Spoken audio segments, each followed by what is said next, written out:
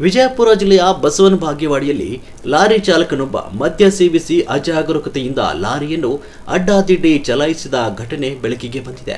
Lorry ಚಾಲಕ ಮದ್ಯದ ಮತ್ತಿನಲ್ಲಿ ರಸ್ತೆ ಮೇಲೆ ನಿಯಂತ್ರಣ ತಪ್ಪಿ ವಾಹನ ಚಲಾಯಿಸುತ್ತಿದ್ದನ್ನು ಈ ವೇಳೆ ಸ್ಥಳೀಯ ಸಾರ್ವಜನಿಕರು ಪರಿಸ್ಥಿತಿಯನ್ನು ಗಮನಿಸಿ ತಕ್ಷಣವೇ ಲಾರಿಯನ್ನು ಬಸವನ ಬಾಗೇವಾಡಿ ತಹಸೀಲ್ದಾರ್ ಕಚೇರಿ ಮುಂಭಾಗದಲ್ಲಿ ನಿಲ್ಲಿಸಿದ್ದಾರೆ. ತಕ್ಷಣವೇ ವಾಹನ ಮಾಲೀಕರಿಗೆ ಹಾಗೂ ಪೊಲೀಸರಿಗೆ ಕರೆ ಮಾಡಿ ವಿಷಯ ತಿಳಿಸಲಾಯಿತು. ಮಾಹಿತಿ ಪಡೆದ ಬಸವನ ಬಾಗೇವಾಡಿ ಪೊಲೀಸ್ ಠಾಣೆಯ ಅಧಿಕಾರಿಗಳು ಸ್ಥಳಕ್ಕೆ ಆಗಮಿಸಿ ಚಾಲಕನನ್ನು ವಿಚಾರಣೆ ನಡೆಸಿದರು.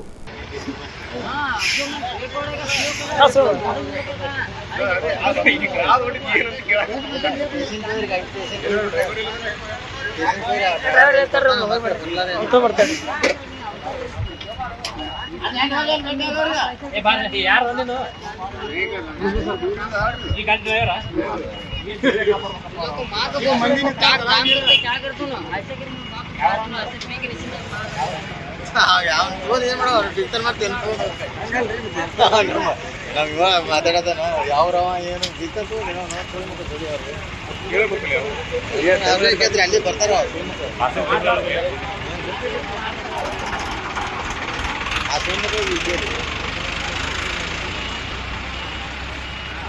ಇಲ್ಲ ಇಲ್ಲೇ ದಿಪ್ಪಾಡ ಮತ್ತೆ ಭಜನೆಗಾದ್ರೆ ಎಲ್ಲಿ ಹಾಕ್ಬಿಡ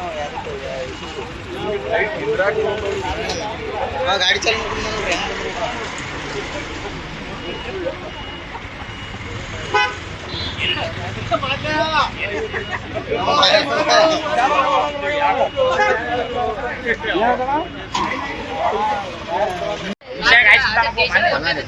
हमारा काम